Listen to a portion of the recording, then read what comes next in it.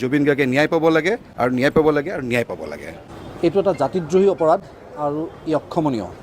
শ্যামকানু মহন্ত যিজনৰ নাম ওলাইছে এতিয়া কৈ দিলোঁ মই, তেওঁ অমুকৰ পৰা অমুক চ'ৰ্চ পাইছে তমুক চ'ৰ্চ পাইছে, তাত আমাৰ ক'বলগীয়া একো নাই। আমাৰ ক'বলগীয়া এটা কথা যে তেওঁ আমাৰ জুবিন গাৰ্গক ব্যৱহাৰ কৰি আহিছে।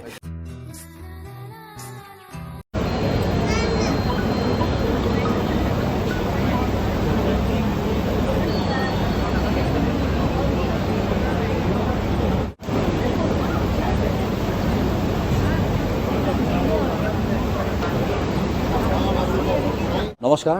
প্ৰতি মাননীয় মুখ্যমন্ত্ৰী ডক্টৰ হিমন্ত বিশ্ব শৰ্মালৈ আমাৰ শিল্পী সমাজৰ অনুৰোধ, আজি আমি একত্ৰিত হৈছোঁ আমাৰ হিয়াৰ আমঠু জুবিন গাৰ্গৰ ঘৰত, আৰু আমাৰ আটাইৰে এটাই ইচ্ছা, এটাই অন্তৰৰ পৰা আহ্বান, এটাই দাবী যে জুবিন গাৰ্গে ন্যায় পাব লাগে। আৰু আজি যিবোৰ গাফিলতি আমি দেখিবলৈ পাইছোঁ সামাজিক মাধ্যমত, আমাৰ হিয়াৰ আমঠু জুবিন গাৰ্গৰ লগত যিবোৰ ঘটনা হ'ল, তাৰ আমি উচিত তদন্ত হোৱাটো বিচাৰোঁ আৰু নিৰপেক্ষ তদন্ত হোৱাটো বিচাৰোঁ। কোনেও যাতে ক্ষমতাৰ জোৰ দেখুৱাই আইনৰ হাতৰ পৰা সাৰি যাব নোৱাৰে, সেয়ে আমাৰ আপোনালোকৰ ওচৰত আস্থা, বিশ্বাস আৰু অনুৰোধ। আৰু বিশেষকৈ আমি এটাই ক'ব বিচাৰিছোঁ যে মুখ্য আকৰ্ষণ বুলি ইয়াৰ পৰা লৈ যোৱা জুবিন গাৰ্গক যেতিয়া তাত আমি হেৰুৱালোঁ, তাৰ পাছতো যদি আমি যিখিনি শুনিবলৈ পাইছোঁ যে তাত এই এনি ফেষ্টিভেলটো এটা অন্য নাম দি কণ্টিনিউ কৰা হৈছে, চলাই থকা হৈছে। গতিকে মই ভাবোঁ আৰু আমি আটাই ভাবোঁ যে যেনেকৈ দেশৰ বিপক্ষে মাত মতা মানুহজনক আমি দেশদ্ৰোহী বুলি কওঁ, এইটো এটা জাতিদ্ৰোহী অপৰাধ আৰু ই অক্ষমনীয়। আপোনাৰ ওচৰত মই কৃতজ্ঞতা জ্ঞাপন কৰিছোঁ, আপুনি যি তৎপৰতা দেখুৱালে প্ৰত্যেকটা ক্ষেত্ৰত। কিন্তু তাৰ মাজতে আমাৰ ক'বলগীয়া কিছু কথা যে আজি আমি বিশেষ টুইট এটা আপোনাৰ পালোঁ যে আপোনালোকে শ্যামকানু মহন্তক ব্লেকলিষ্টেড কৰিছে। মই তাৰ বাবে আপোনাৰ ওচৰত মোৰ কৃতজ্ঞতা জনাইছোঁ, আমি আটাই আপোনাক ধন্যবাদ জ্ঞাপন কৰিছোঁ। কিন্তু ব্লেকলিষ্ট কৰাটো আমাৰ কাৰণে গুৰুত্বপূৰ্ণ এইকাৰণে নহয়, কাৰণ শ্যামকানু মহন্তক আপোনালোকে বা চৰকাৰে যদি আৰ্থিক সাহাৰ্য দি বা আৰ্থিকভাৱে সহায় কৰি যদি এটা ফাংচন পাতিবলৈ সুবিধাও কৰি দিয়ে আগলৈও, অসমৰ ৰাইজে কিন্তু অলৰেডি তেওঁক ব্লেকলিষ্ট কৰিছে। গতিকে সেইটো আমাৰ কাৰণে নতুন খবৰ নহয়। গতিকে আমি অলৰেডি তেওঁক ব্লেকলিষ্ট কৰিছোঁৱেই। গতিকে আমাক এতিয়া উচিত তদন্ত লাগে, আৰু যিখিনি মানুহ আজি এই দুৰ্ঘটনাটোৰ বাবে দায়ী, তেওঁলোক যাতে ট্ৰায়েললৈ আহে, সেইটো কাৰণে তেওঁলোকক অতি শীঘ্ৰে এৰেষ্ট কৰি আমাৰ ওচৰলৈ আনিব লাগে। আৰু প্ৰতিটো কথা ৰাইজৰ জুবিন অনুৰাগী সকলোৱে যাতে গম পাই থাকে, সেইটোৱে আমি আপোনালোকৰ ওচৰত অনুৰোধ জনাইছোঁ আমাৰ।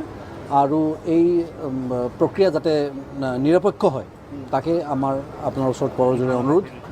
আৰু কোনো ধৰণৰ গাফিলতি নহয় যাতে। বাকী আমাৰ সতীৰ্থসকলে যদি কোনোবাই কিবা ক'ব বিচাৰে ক'ব পাৰে।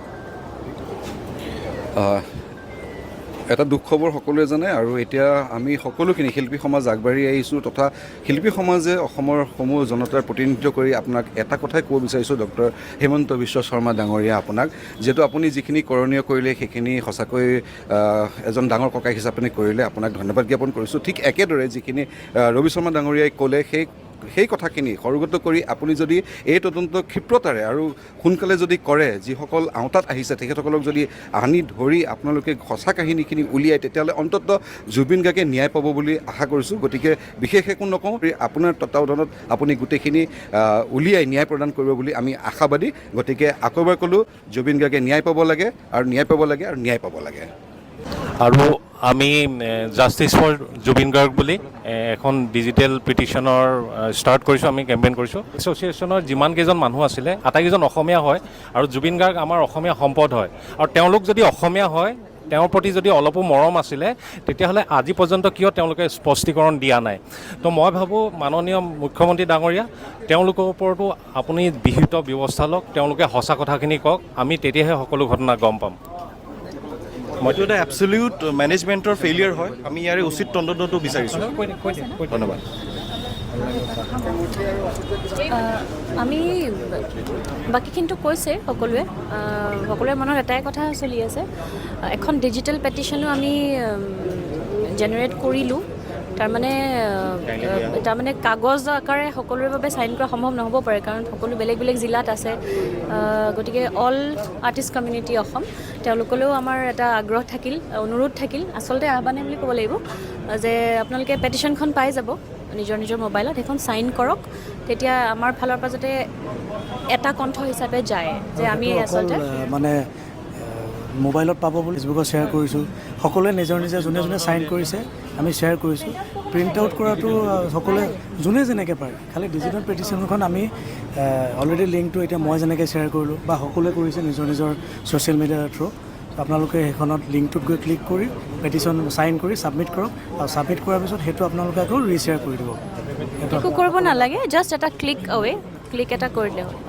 আৰু এনেকুৱা হৈছে যে বিভিন্ন ছ'চিয়েল মিডিয়া বা সংবাদ মাধ্যমে কৈ আছে যে শ্যামকানু মহন্ত যিজনৰ নাম ওলাইছে, এতিয়া কৈ দিলোঁ মই, তেওঁ অমুকৰ পৰা অমুক চ'ৰ্চ পাইছে তমুক চ'ৰ্চ পাইছে, তাত আমাৰ ক'বলগীয়া একো নাই। আমাৰ ক'বলগীয়া এটা কথা যে তেওঁ আমাৰ জুবিন গাৰ্গক ব্যৱহাৰ কৰি আহিছে, আজি বহুত বছৰৰ পৰা ব্যৱহাৰ কৰি আহিছে, আৰু ব্যৱহাৰ কৰি তেওঁ শেষ কৰি পেলালে। আমাৰ মনত এতিয়াও জুবিন গাৰ্গ আছে, জীয়াই থাকিব। কিন্তু তেওঁ এই যিটো নিৰ্মম হত্যাকাণ্ড বুলি কৈছোঁ, এইটো নেগলিজেঞ্চি, এইটো ট'টেলি নেগলিজেঞ্চি কৰিছে। তেওঁক টেকেন ফৰ গ্ৰাণ্টেড হিচাপে লৈছে শ্যামকানু মহন্ত এণ্ড কোম্পানীয়ে জুবিন গাৰ্গৰ নিচিনা সত্তা এটাক টেকেন ফৰ গ্ৰাণ্টেড হিচাপে লৈছে। মেনেজমেণ্টটো আছে লগত, সিদ্ধাৰ্থ অকল মেনেজাৰে অকল ষ্টেজত উঠাই দিয়াটোৱে মেনেজমেণ্টৰ কৰ্তব্য নহয়, ষ্টেজত উঠাই দি পইচা কেইটা লোৱাটো কৰ্তব্য নহয়। জানিব লাগিছিল তেওঁৰ কি হ'ব পাৰে কি নহ'ব পাৰে। তেওঁৰ চাই চিকিউৰিটি কিয় নাছিলে, ইয়াত থাকিলে বাউন্সাৰ তাত কিয় নাছিলে, ইয়াত বাউন্সাৰে জুবিন গাৰ্গক চুব নোৱাৰে। সেই একেটাই অনুষ্ঠান, একেটাই মেডিকেল ইউনিট নাই, একো নাই, কিয় নাই? তো এই কথাবিলাকৰ আমাক স্পষ্ট জবাব দিব লাগিব, উত্তৰ দিব লাগিব। আমি আমাৰ কণ্ঠ হেৰুৱাইছোঁ, আমি আমাৰ সাহস হেৰুৱাইছোঁ, সেইবিলাক আমি কিন্তু মনে নাথাকোঁ। ইয়াৰ উচিত তদন্ত হ'ব লাগিব, আৰু মই জানো মাননীয় মুখ্যমন্ত্ৰী এইখিনি কৰিব পাৰিব। ইমানখিনিলৈকে যদি কৰিব পাৰিছে এইখিনি ক্ষিপ্ৰতাৰে কৰিব, আৰু ইয়াত স্বচ্ছ আৰু যিটো মানে নিষ্ঠা হিচাপে নিকা এটা আমাক সোনকালে ইয়াৰ যিটো দিব লাগিব। কাৰণ আজি বহুদিন হ'ল, আজি 19ৰ পৰা আজি 23 তাৰিখ পালে। আমি ইমান দিন এইকাৰণে মনে আছোঁ, 24 তাৰিখ পালে। আজি এইকেইদিন আমি মনে এইকাৰণে আছিলোঁ যে আমি আমাৰ হিমাৰ আমোদজনক চিৰবিদায় দিব লৈছিলোঁ। তেওঁক ইতিমধ্যে তেওঁক সৎকাৰ কৰা হ'ল। ইয়াৰ পিছত কিন্তু আমি মনে নাথাকোঁ। গতিকে এইখিনি আমি অনুৰোধ জনালোঁ মাননীয় মুখ্যমন্ত্ৰী ডাঙৰীয়াক, তেওঁ যেন আমাৰ এই মনৰ অৱস্থাটো বুজিবলৈ চেষ্টা কৰে। ধন্যবাদ। এইখিনিতে মই এষাৰ কথা ক'ব বিচাৰিছোঁ।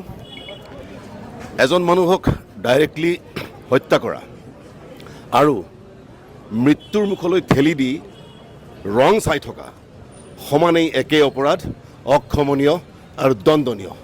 গতিকে মাননীয় মুখ্যমন্ত্ৰী মহোদয়লৈ মোৰ এটি অনুৰোধ, লাগিলে ইণ্টাৰপলৰ সহায় লৈ হ'লেও ছিংগাপুৰৰ পৰা য়টখনত থকা সেই প্ৰতিজনকে অসমলৈ ধৰি সাঙুৰি লৈ আহিব লাগে। তাৰপিছত ইয়াত বিচাৰ কৰা হ'ব।